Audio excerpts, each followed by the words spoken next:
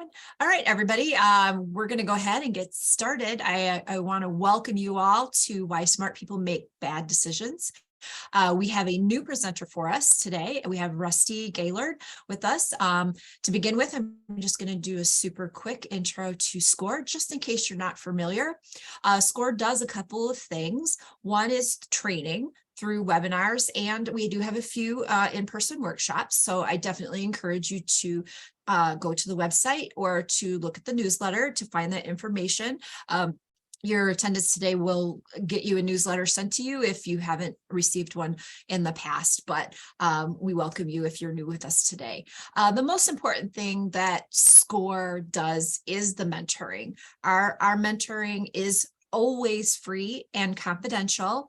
Our mentors are volunteers that are looking to give back to the community. They have experience and knowledge that they want to share with you. You may be wondering who we work with. We work with those that are in the process of deciding if small business ownership is for them. We are working with those that are in that planning phase and putting together their business plan and picking out their business structures and all those little things that go along with getting started. And we're working with those that are already in business. They come to us for help with things that they're struggling with, or because things are going really well and they're trying to figure out how to help their business grow and strategically grow. So you do not have to have a business license already to come talk to a SCORE mentor. In fact, we prefer you come to us first so that we can make sure you've got all the pieces in place to get started. A beginning session will be a get to know you type session. You might go away with a little bit of homework, but they want to know what your goals are and what your challenges are, and they're going to help put together a plan to help you achieve those goals. Sometimes they bring in other mentors to assist as your needs change along the way. How do you get a mentor? Very simple. You can go to score.org. There's a big old box where you can put in your zip code, and that will direct you to the proper chapter. Or I do have the district chapters listed here. These are all the chapters in our district of Massachusetts and Rhode Island. While you're on that website looking for a mentor, I do also encourage you to look through the library. There's tons of information, templates you can download, blogs, little short presentations. We do have the previously recorded webinars on there as well. So I completely encourage you to check out those things. As Rusty mentioned, we are going to be concentrating in chat today. He's got a lot of interactive type things he wants to work with you in chat. If you do have a separate question that you want asked to the presenter, we can address those at the end. So you can put that into Q&A so it doesn't get lost in all that, the chatting that's going on. So Q&A tab if you have a question that you would like asked to the presenter at the end. So I'm going to go ahead and pull down my share so that our presenter can share and do a quick introduction. Our speaker today is an entrepreneur, speaker, trainer, and a life coach. He left Apple early this year after 13 years in leadership roles in supply chain and finance to start his own coaching business. His mission is to empower people to make the changes they want in their life so they can live a life they love. He is certified with the Life Mastery Institute, which is the premier training center for transformational coaching. He has spoken to groups all around the Bay Area, and we are happy to have him here today with us. And we welcome Rusty Gaillard. Thanks, Teresa, and welcome everyone. Nice to see you. Well, not to see you, but nice to have you here with me. I'm going to rewind to a time in my corporate career, which was in 2008. I'm 36 years old, and I'm just promoted to the worldwide director of finance at Apple. I'm excited and a little bit nervous walking to my office that first day because I wanted this. I had negotiated this title, and I felt very proud to have finally achieved the level of being a director. I walk into my office, and out the window in the back, there's this beautiful redwood trees. If I look out the front, out the door of my office, there's a bunch of cubicles, and sit down and I get to work. My job is that I'm responsible for the global sales forecast for Apple. My prior job was in operations, and so I was a consumer of the forecast, I knew what all the problems were. It was my job to fix them. My team directly in Cupertino is 20 people, and I have 30 people who work for me indirectly around the rest of the world. All of these people are assigned to do the forecast for a specific business unit. There's no one but me at the global level looking at the forecast as a whole. I'm not on the job even a month when the leaders of those business units make a pitch to my boss to say the forecasters should report to them and not to me. I actually agree intellectually, and so I win the intellectual argument, but I lose the first battle in power and politics. Over 2/3 of my team disappears. Honestly, at this point, I feel a little bruised. Some of that pride of being a director and leading a big team is gone. I'm responsible for the worldwide sales forecast, but I have no forecasters on my team. How is that going to work? Not to mention, I'm responsible for developing and rolling out a new forecasting tool. So who's going to work on that? It turns out I know the answer to these questions. I'll do it. I've always been a get it done kind of person. From my school days, early in my career, even keeping everyone happy in my family. My ability to get it done has never failed me. So I get busy. And as a side benefit, I get really good at speed walking. I'm always 5 minutes late, and speed walking gets me from meeting to meeting faster. I'll grab a minute here or a minute there to answer an urgent email. Lunch at my desk if I'm not in a meeting. And I'm constantly late for dinner with my 2-year-old son, which pains me and causes tension at home. Honestly, I'm just holding on. I'm speed walking down the hall one day, late as usual, and I notice my boss sitting calmly at his desk working. In that moment, I realize I often see him this way. So I stop, I knock on the door, and I ask him, "How do you have time to sit at your desk and work?" He looks at me calmly and he says, "Rusty, you are in charge of your calendar. If you're too busy, change it." Now, I'm a smart guy and I understand intellectually that I control my calendar, but in reality, my calendar controls me. So I say thank you, and I get up and speed walk to my next meeting. I'm a year into the job, and the project to develop and implement this new forecast tool has ramped up. It's been highlighted by the CFO as an example of the investment the company is making in new tools to support the finance organization. We're making progress, but I still don't have anyone on my team supporting the project. It's just me. And that's on top of the day-to-day forecasting work. But I'm good at project management.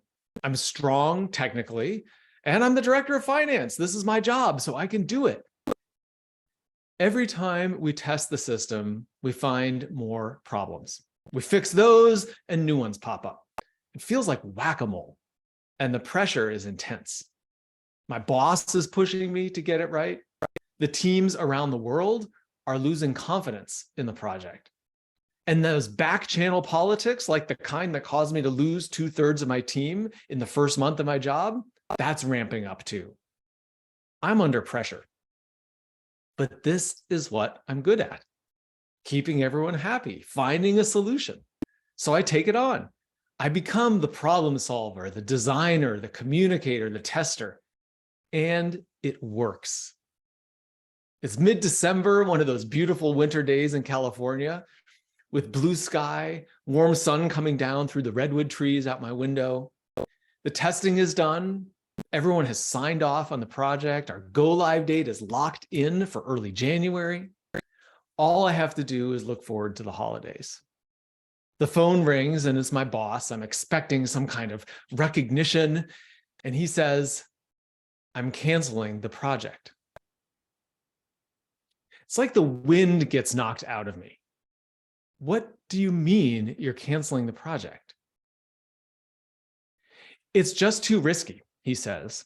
"There's not enough support from the global team. The CFO is skeptical after all the issues that we've had getting here, and it's better to pull the plug now than to risk failure after we go live." My stomach drops. I hang up, I close the door to my office, and I sit down. I'm devastated. I want to go home, but my calendar is packed that day. So I walk outside and stand in that beautiful California winter sun for 5 minutes to compose myself. And then I speed walk to my next meeting. It took me about 10 years to understand what happened with that project. Partly because I didn't want to think about it. It was too painful. A year of my life and a big part of my new job as a director was a failure. But it's also because I didn't see my decisions that led to that project getting canceled. I was doing my best. I did what I always did. I got the job done, but I focused on what I was good at, and I neglected the relationships and the politics that ultimately caused the project to be canceled. So today's talk, why smart people make bad decisions. I think I just gave you an example of one. So I want to just ask you a question as we're getting started. And so as Teresa said, I'm going to ask you to be putting some things in the chat. And this is a place to start, which is, how confident are you that you make good business decisions? Just give me a 1 to 10. 1, not at all confident. 10, very confident that I'm in the business decisions I make on a daily basis. Go ahead and put a number in the chat of how confident you are in the decisions that you make. All right, I see a couple of numbers coming in. There we go, rolling in. Kind of good. Above, most of you above 5, less than 10. So you've got some good progress or good confidence in your decision-making ability and some space for improvement. That's fantastic. Now, I also want you to think back and say, have you made good decisions in the past? And I'm going to say for all of you, the answer to that has to be yes. Because first of all, you're here. Second of all, you either have started a business or you're contemplating starting a business. So you have made some good and powerful decisions in the past. You know how to make good business decisions. What we're going to be talking about today is what gets in the way of that and how you can become even more powerful in the decisions that you make. Here's a little outline for how we'll spend our time. My goal for the time today is that you walk away with 3 things. Number 1, an understanding of what gets in the way of good decisions and how to avoid that. Number 2, how to make better decisions. And number 3, some more clarity and confidence so that you can move forward with even more powerful decisions. Before we go ahead, I'd like you to think about a decision that you're facing right now in your business. And I'm going to ask you to put in the chat, not what the decision specifically is, but what type of decision that you're thinking about. Is this a decision around finances? Is this a decision around a product or a service that you're developing? Is this a decision around employees? Is this a decision around clients? Or perhaps it's around your boundaries between your work and your personal life. So go ahead and think of a decision that you're facing that you would like some additional clarity and confidence on, and put in the chat what type of decision it is that you're facing. Expansion, that's fantastic. That's a great one. I see that coming in the chat. I'm going to give you just a moment to put in a couple of ideas of the kinds of decisions that you're facing, because we all face many decisions as small business owners on a day-to-day basis. Services, exactly. That's another good one. Hiring people, it's going to be common, just lots of decisions around that. Good. So keep those coming as we move forward in the presentation. And I'm going to move next into what prevents good decisions. So I'm going to ask you guys to just a little question here, which is I did some research to figure out how many decisions you make on a day-to-day basis.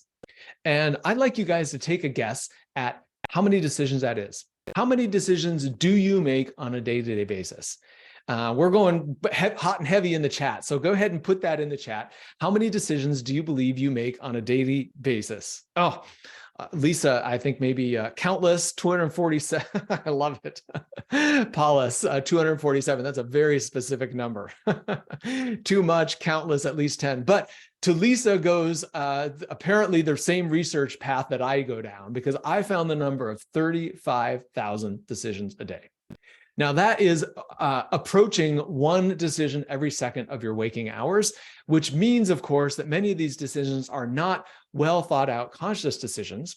These are the kinds of decisions like, what am I going to eat? What am I going to do next? Am I going to stay focused on this task, or am I going to get distracted and go do something else? Am I going to do what I'm good at, or am I going to do what really needs to get done? Like in my story about doing what I was good at, solving the specific technical problem, rather than doing what needed to get done, which was the communication with other people around the world. So 35,000 decisions a day. I like it, Jim. How many breaths do I take? It's about on that pace. But so the question is, if you're making that many decisions on a daily basis, how many of those are automatic? The decisions you make almost without any thought. You can put that in the chat if you like. I'm going to go ahead and put the number up here. It's 95%, but I would venture to say it's even more than that if you're making decisions 1 per second. These are decisions that you're not really thinking about. Again, this is, do I stay focused on task, or do I go check my email, or do I scroll social media? These are decisions like, the automated kinds of things you do, like brushing your teeth, like driving. There's so many decisions inherent in those activities that you don't even think about. There's some great work, which I want to share with you, from Daniel Kahneman, who won the Nobel Prize in economics. And this is from his book, Thinking Fast and Slow. And he describes 2 systems, or 2 ways of thinking that we have in our brain. And this is accepted beyond his work. This is accepted in the neuropsychology world. We have system 1 and system 2. And you can see system 1 is about your intuition and instinct. And this is the kind of thinking that's unconscious, it's fast, it's associative, and it's what we talk about as autopilot. Again, this is the driving, or you're riding your bike, or getting dressed, things that you don't really think about. System 2, on the other hand, is rational. It takes effort. It's slower because you have to actually think through some things. It's logical, but it's lazy and indecisive. Now, most of us tend to think about the decisions we make as system 2 kind of decisions, but system 1 is what's driving the ship most of the time. All of those 35,000 decisions, 95% or more of those decisions are made based on system 1 thinking. And honestly, this is how we as organisms evolved, because your brain consumes a huge amount of the energy that your body needs on a day-to-day basis. And the more you can move from this difficult, laborious, effortful system 2 thinking to system 1 thinking, the more efficient your brain is.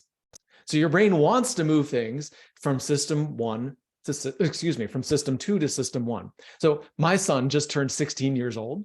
He's learning to drive, and this is a classic example. Maybe you have a child who's learning to drive, or you remember your own experience learning to drive, where everything you're doing is system 2 when you begin. You're having to think through logically everything. And as you drive, the more experience you get, the more habitual it becomes. You don't have to think about it anymore. I'm going to give you just a simple real life example for you to consider. Now, I'm going to give you a sentence, and I want you to form a mental image of the sentence that I give you. Here's the sentence. Sarah goes to the bank. Form a picture of that. Picture that. Sarah goes to the bank. Your own mental image. Now, for some of you, that might look like this, right? Perhaps you see Sarah going to an ATM, or you see an image of Sarah going to a large brick building with glass front doors. I want to ask you to put in chat, did anybody think about this scenario where Sarah is on a river and a bank does not refer to a financial institution, but a bank refers to the river bank? Anybody? Did anybody just go ahead and put in chat yes or no? Did anyone consider this as a possibility? I see a bunch of no's coming in. Not surprising.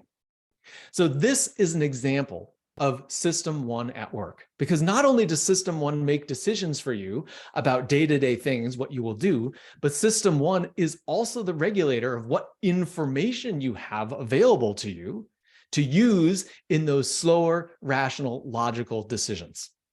In this case, I asked you to deliberately create an image in your mind of Sarah goes to the bank. And you all know that a bank could be a riverbank, and yet all of you had the idea of a financial institution. And that is an example of the power of that underlying level of thinking and how it influences you. I like to think about it in terms of technology as an example. If you think about technology, everyone's got a cell phone, that's your hardware. And then you have an operating system, whether that's, if you have an Apple device or you have an Android, and then you have apps. What you care about is the apps.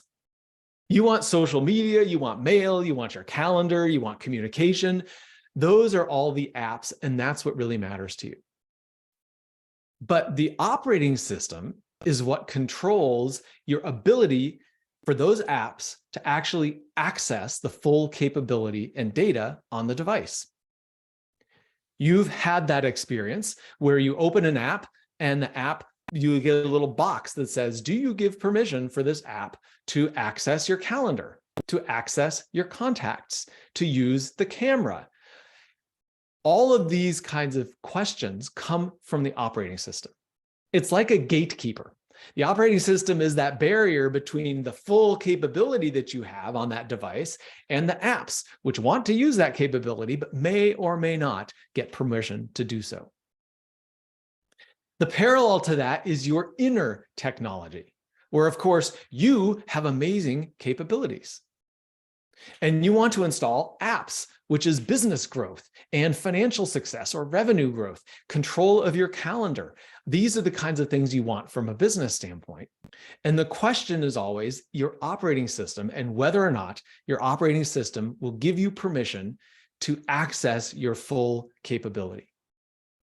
Now you see under operating system, the little images that I've picked there is a gold medal, a 100. These are the kinds of things that many smart people, it's part of your self-image for many smart people. Getting 100 on a test, doing well, getting the gold medal, being first, being fast, being best. And if this is part of your operating system, if this is part of your core belief system, that then becomes the gatekeeper between whether or not those apps that you want to install, business growth, financial success, control of your time, whether or not you have full access to your capabilities. So I'll go back to my example that I shared at the beginning, which is in a high pressure environment. I had a project in front of me and I got very focused on the delivery of that project. And I missed the most important thing, which was the buy-in and the support of the people around the world. And why is that? Because I was a smart person. I was a capable person. I see myself as good at solving problems. And so I leaned into the problem and I solved the problem. I solved the small problem. I missed the big problem. That's a perfect example of my operating system teeing up the information and setting the stage in a way that positioned me to make a decision that ultimately did not lead to success. So in order to make better decisions, you need to step outside of this operating system. You need to break your programming. You need to break your code that you've been given and see things from a different standpoint. So many smart people that I talk to, period, have these kinds of beliefs. And I'm curious for you, as you look at this list, is there anything that stands out to you that says, yep, that's something that I resonate with? I tend to believe that. hold this belief of that's how I operate in the world, or that's how I need to operate. So go ahead and put in the chat, is there any one of these that stands out for you? Or is there another something that's not on this list that for you is one of these key beliefs that you hold about how you operate in the world? Part of your operating system, part of the filter through which you view the world. Do whatever it takes, all of them, don't drop the ball, good. So I'm seeing a few comments come in that these things resonate with you. I didn't mention this, but I'm going to just take a moment and do it right now, which is thank you for those of you putting things in the chat. And I encourage all of you to do that. And part of that is about creating some more learning opportunities for all of us to see what other people are thinking and seeing. But the other reason is you benefit. You being actively engaged in this content, you are going to take more away from it and you're going to learn more from it. And so I also encourage you for that reason to be active here. Oh, I like that, Kathy. One foot in front of the other and be thinking about what does it take to be successful, do whatever it takes. These are great. Sometimes you got to zig rather than zag. Oh, Cindy is a thinking differently kind of person. This is great.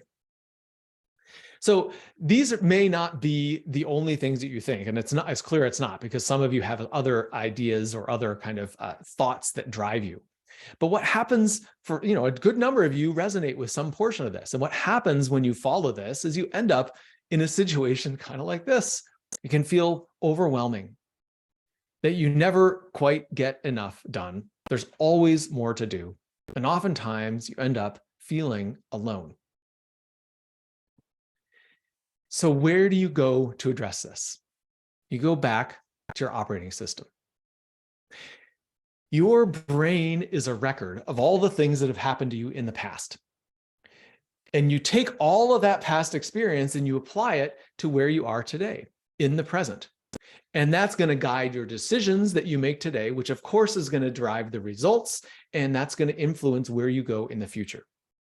So if you're not careful, your brain, which is a record of the past, has formed this way of thinking, this operating system that guides 95% of the decisions you make on a daily basis. So your past is informing your decisions today, which influences where you're going to go in the future. So if you're not thoughtful about this, if you don't break the code, if you don't step outside of that normal operating system, your past is going to define your future. And if you've had an amazing past, perhaps that is great. But for most of us, we say, I actually want to continue to grow and have even more success than I've experienced so far. And you can do that, but it requires a different approach today. Don't just repeat the past, but actually take a different approach. Step outside of the way that you've normally been thinking and break the code, break that programming, break that operating system so that you can see a different set of possibilities. I'm going to give you guys just a little, I'm going to just check out the chat here. So Jim's point here is like, well, you only have the experience that you have. And I'm not going to get deeply into this, but this is one of the opportunities is you can continue to bring your past experience, or you can continue to seek out new experiences and identify yourself more with where you're going than where you've been. And that's where an opportunity is to really, that's what breaking the code means. So I'm going to give you an example here of an opportunity to kind of play with your internal operating system. And that's by what I'm going to call the numbers challenge. So this is an exercise you will each get to do right here on the screen. This is going to be live. And what this is the numbers between 1 and 50 are arranged randomly on the screen. And when I put them up, I'm going to ask you to first of all, find number 1, then find number 2, then number 3, and so on, 4, 5, 6, go sequentially. And I'm going to ask you to go as far as you can go in 1 minute. So again, when I put the numbers on the screen, find number 1, then number 2, then number 3, sequentially, and get as far as you can in 1 minute. All right, here we go.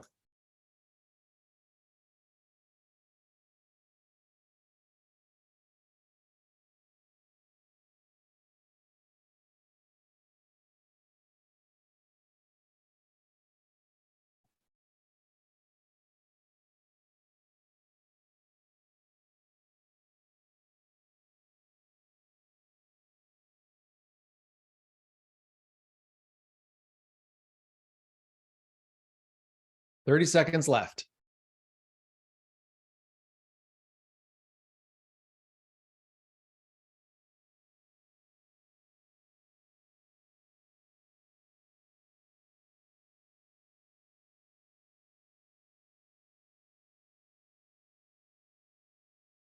Fifteen seconds.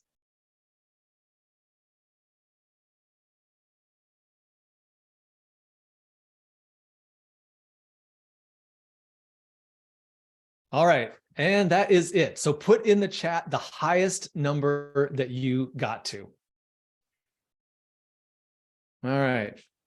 Well, we have a high achiever there. We got a 30, 15. I find it gets harder as you go too. Lots of them in the 20s. All right, excellent. So beyond just the number, just ask yourself also, wow, Tavar got to 50. Sequentially, I've guessed that's very fast. Ask yourself, how did you approach this? Were you competitive? Like, I'm going to get as far as I can, as fast as I can. Was that your mindset? Was your mindset, I'm not really good at this kind of thing. This is kind of silly, and you give up? Did you roll your eyes and say, why are we doing this? What does this have to do with making good decisions? Just notice your thinking. Notice that operating system that's running behind the scenes.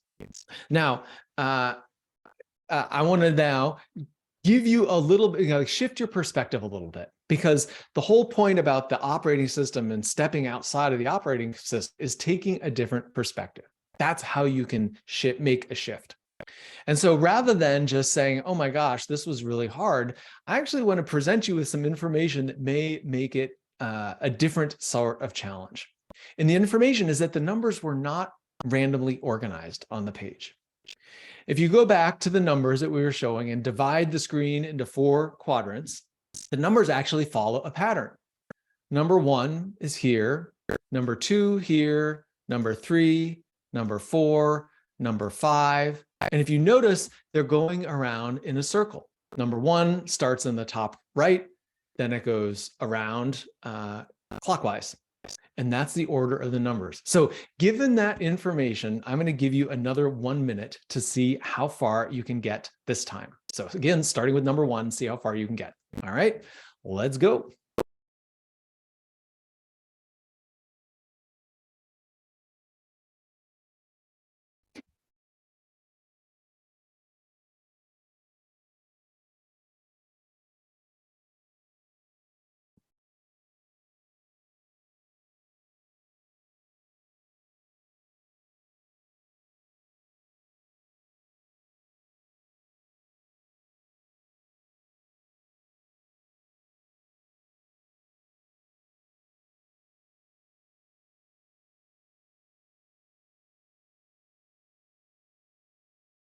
Twenty seconds left.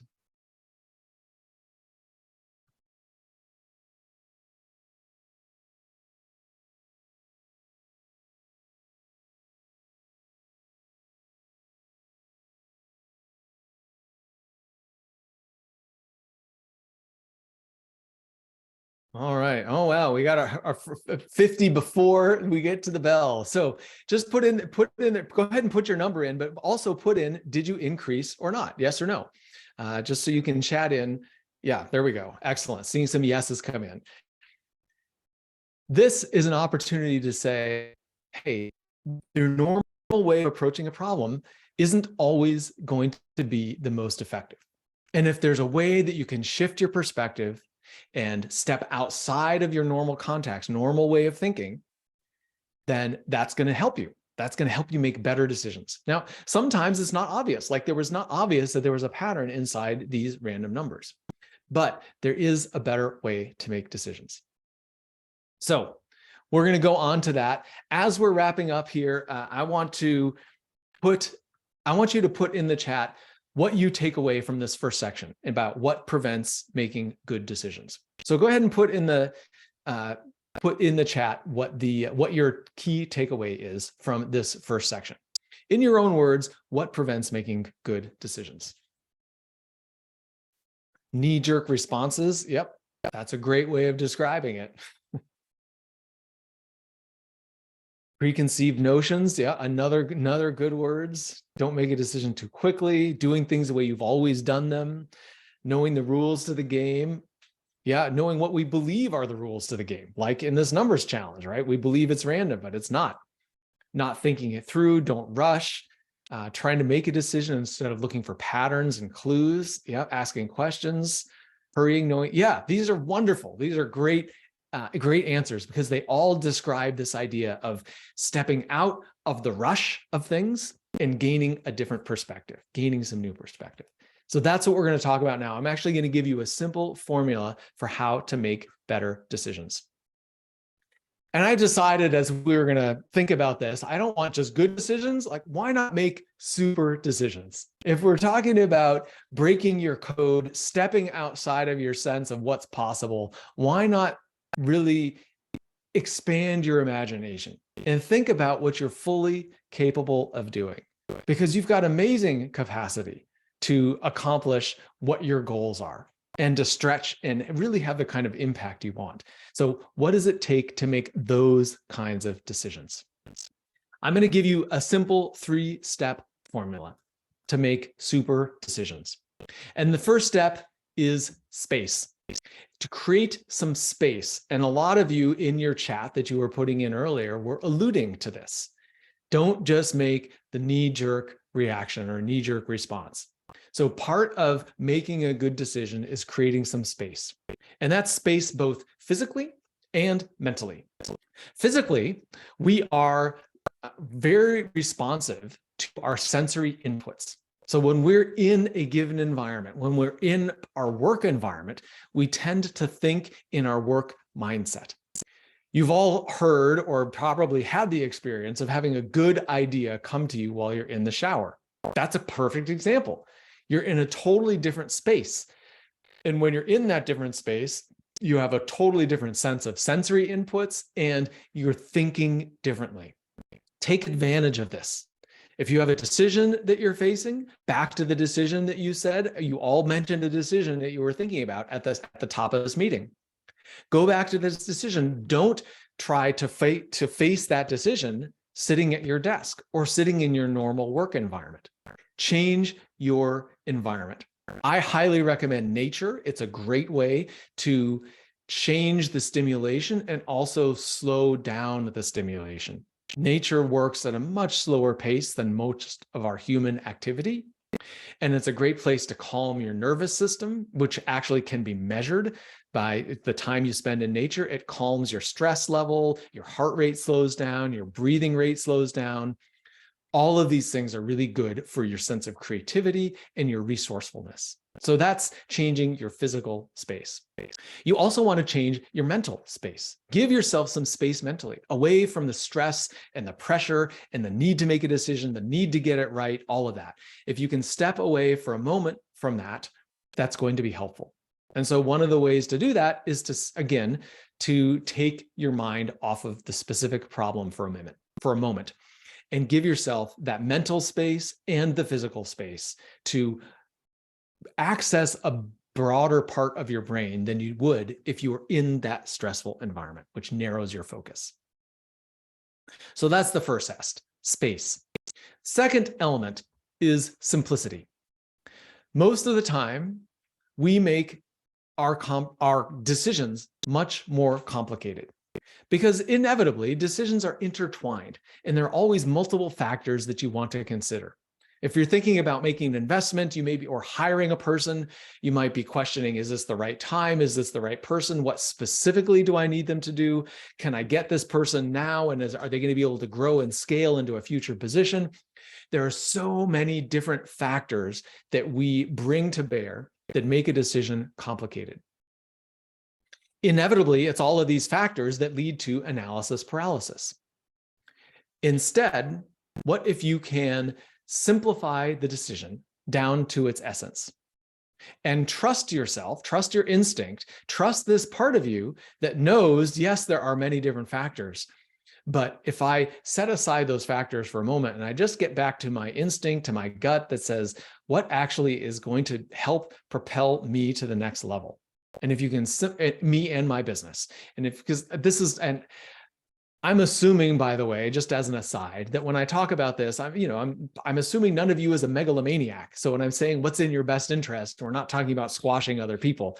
I'm assuming that you've got that broadest perspective of your best interest, the best interest of your business, the people in your business environment, your customers, your clients, and so on. From that perspective, trust yourself to know. Simplify the decision. I'll give you a simple example of one of my clients, we'll call him Charlie, who was working in a small company of about 20 people. And this company did not have a vacation policy. which created a bunch of issues because some people took lots of vacation, some people took very little. There wasn't a feeling of equity, and there was always some tension between the people who wanted to take vacation and the leadership of the company who felt like it was sometimes they were being taken advantage of. So a new policy was developed. Charlie was not part of developing the policy, but just after it rolls out, he has the first exception. Someone on his team had planned to take a vacation. They had already planned it, and there was a conflict with this new policy. Now, on the surface of that, you can boil it down to its essence, which is a policy and a person, and how do you navigate that situation? But it's more complicated than that. You've got a management team who thinks that they were being taken advantage of. How do you consider that? You've got a peer who just developed a new vacation policy. And what happens if would you consider violating it? And what is that? How will that be received? And you also have your own position as a leader. Do you say, I'm going to do what I think is right, or I'm going to do what I think my leaders expect of me? So there's a lot of different elements that muddy the water, that make it more complicated. So when you're facing a decision, see if you can strip those things away and get to the core essence of the problem and make a decision from that standpoint. The third S is success. Now, most of us, when we make a decision, focus on all the ways it can go wrong. We're looking at all the pitfalls and all of the problems. This, again, is biological. We are wired to look for problems because the problems are the things that can kill you. And if you miss one, that could be the end. So biologically, from a survival standpoint, we are wired to look for threats and for problems. But that can hamper your ability to make a good decision. Because if you're always looking for the problems and the challenges and where it can go wrong, that can be a paralyzing kind of mindset. Instead, what if you focus on success? What if you focus on the possibility and the potential that could come from this decision and taking action? One of the things my dad used to say, which was, I may not always be right, but I'm always certain. That was intimidating to me as a kid, but I've come to appreciate that from a decision-making standpoint. He was always certain, he said, because he was deciding based on the potential, based on the success and where it could go. He may not always be right, and he acknowledged that, but most decisions we make are changeable, are reversible, are adjustable. We can change course as we go. And he recognized the value of seeing the future, seeing the benefit that can come from a decision, and taking the decision and moving forward, assuming that he was going to create success, even if he had to make some adjustments along the way. And so I offer you these 3 simple tools to create some space, both mentally and physically, to simplify your decision, to strip away all of the noise, and to focus on success rather than all the challenges and the problems that may come up. And those are 3 tools you can use to help make a better decision. So as we move on, I want to just check in again on the chat with you. Which one of those 3 stands out for you as something that you could do more of that would add value to your decision-making process? What's something that you can do more of? Thank you, Lisa. Adding more space. I see a number of you have got that. Yep. Great. So you're finding something already that you can take away and lead and apply. That's fantastic. All right, I'm going to move now into the last section, which is increasing clarity and confidence. So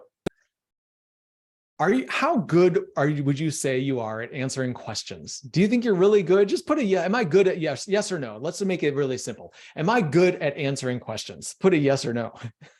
Well, this might be a self-selecting question, I realize. Only people who think they're good at answering questions will actually put the yes in the chat. All right, and we see some okay, depends, yes. Generally, yeah. You know, our brains generally are wired to answer questions. You ask yourself a question, your brain's going to go to work coming up with an answer. But the truth is, it's not about the answers, it's more about the questions. Because the quality of the results you get is determined by the kinds of questions you ask. I will tell you, I shared earlier that I worked at Apple. I started at Apple in 2005 before the iPhone was announced. I worked there for 14 years. So I was there when the iPhone was announced, introduced, launched, and so on. And I was a part of that process. I was not part of the product design, but having been there at that time, I have an interest in it. And the iPhone, when it was designed, at the time, the prominent device was the BlackBerry. Anybody who had something that was a smartphone, most of those were BlackBerries with a physical keyboard, and some of them had a little stylus, a little pen kind of item that you could use to interact with things on the screen. And that was the technology of the day. So the question that was asked within Apple was not, how can we optimize our use of the stylus and keyboard? That was not the question. The question that was asked was, what would be the optimal user experience? What would be easiest and most powerful and best for people?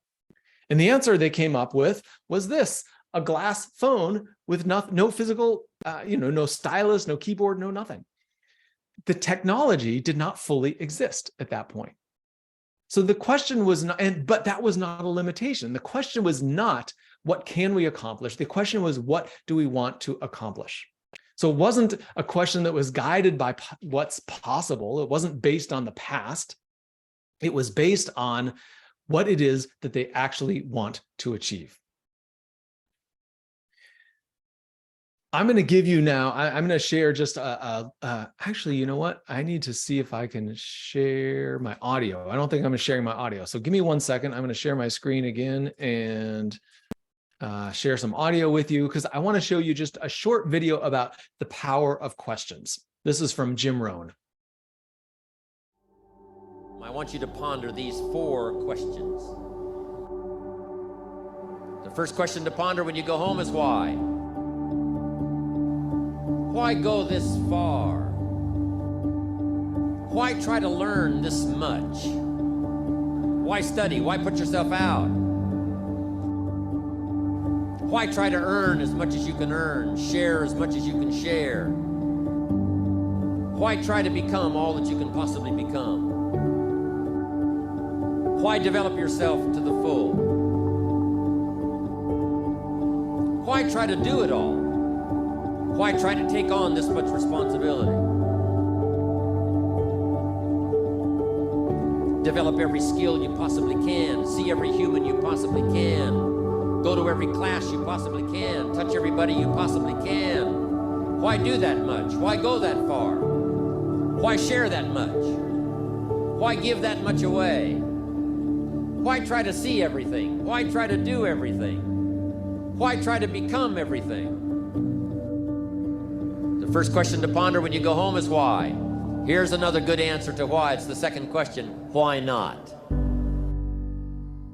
Why not see how much you can earn? Why not see how much you can learn? Why not see how many skills you can develop? Why not see what kind of person you can become? Why not see what kind of influence you can have? Why not see how many people you can rescue from oblivion? I want you to take that personal. Why not? Why not? You've got to stay here till you go. I mean, what else are you going to do? Why not see how much you can do, how far you can go? Now here's number 3. Why not you? You've got the brains. You can make decisions. You can study the plan. You can change your life. You can grow immensely in the next few years. You can make your dreams come true. You can build a financial wall around your family nothing can get through. You can become healthy. You can become powerful. Why not you? My very last question on the questions to ponder is why not now? There never was a better time. And what a time now for us to take this dream and not let it die. Take this dream and give it life. Take this dream and breathe into it your own personal spirit until finally it becomes a flame that burns around the whole world.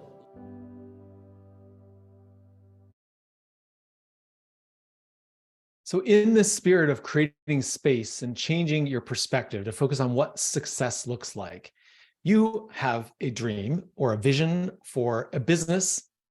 You maybe have launched it, maybe you're thinking of launching it, and you likely have a picture of what the next level success looks like.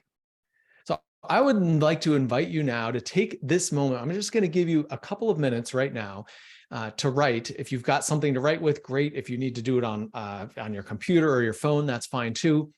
If you have pen and paper, I suggest that. But just to write some notes about what your future success looks like. Now, thinking about our 3 S's, hopefully we've created some space here, maybe not physical space, but at least some mental space, given the conversation we've been having. Make it simple. Don't worry about all the ifs and the buts and all the different concerns, and focus on success, not on the problem. So I'm going to give you just about 2 minutes to write, but before you do, I want you to go up to the top of your page and write the date, March 27th, 2026. And write as if it is March 27th of 2026, 3 years from today. And write as if this picture of success has come to fruition. You're living it, your business has achieved it. Don't focus on how you got here. Don't focus on any of that. Focus on what it looks like. Where is your business today in 2026? Write it in present tense as if you're writing a journal entry on March 27th in 2026. And think about how grateful you are, how proud you are, how happy you are, how confident and calm you are, and allow that to come through in your writing. So take just 2 minutes to write from that perspective, 2026, what success looks like in your business.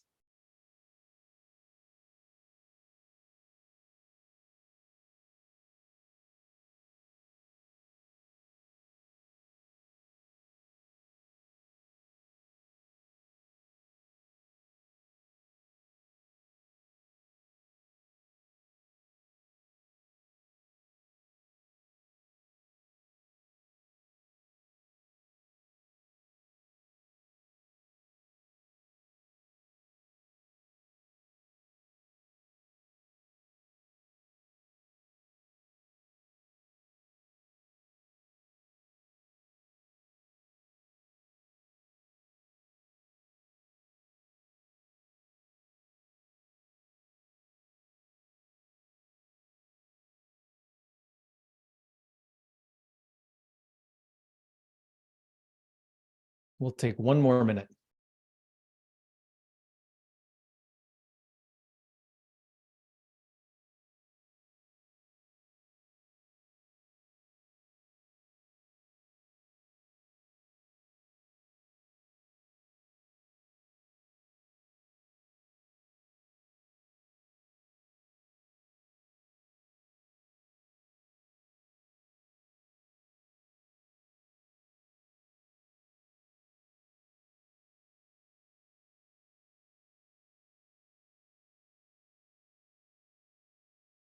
Twenty seconds.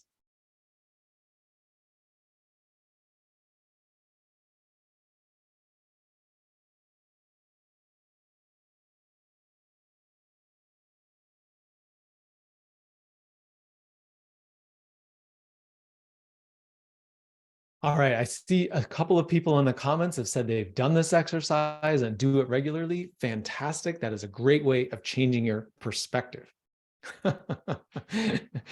Kenneth, your wife is tired of you talking about it all the time. That's funny. But that's good, because that is how you change your operating system and your programming to be more focused on where you're going rather than where you've been. So now that you've put yourself in this mindset of 2027, I want to ask you, what action or decision can you make today, back in 2023, that will support you in getting there?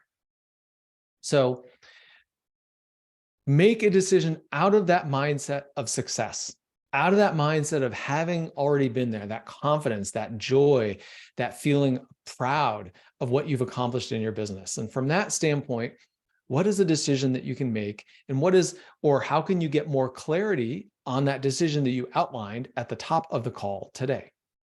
Is there something that you can move forward towards that? Because one of my mentors said to me, inspiration without action is only entertainment. So decision is not just about figuring out what you're going to do. It's actually about putting it into practice. And for most of us, we may know what the decision is in our gut, but we're afraid, right? There's some fear, there's some hesitation, there's something that holds us back from taking that decision. That's pretty normal. And so I'm going to ask you, beyond having a clear picture of what is a step you can take, what is a decision you can make, and how do you put it into action, I'm going to ask you to commit to yourself by when you will take that action. Give yourself that privilege of accountability to say, I'm going to do this, and this is when I'm going to get it done. So I hope you take that away with you and take action on it. So today, we talked about three things: what prevents good decisions, how to make better decisions, and hopefully give you some more clear direction and confidence in where you're headed. So I'd just like to ask each of you to put in the chat, what is your takeaway from this session today? You don't have to, you can put as long or as short as you would like in that response, but what is something that you will take away from this session today? And my hope for you is that you actually put it into practice and apply it.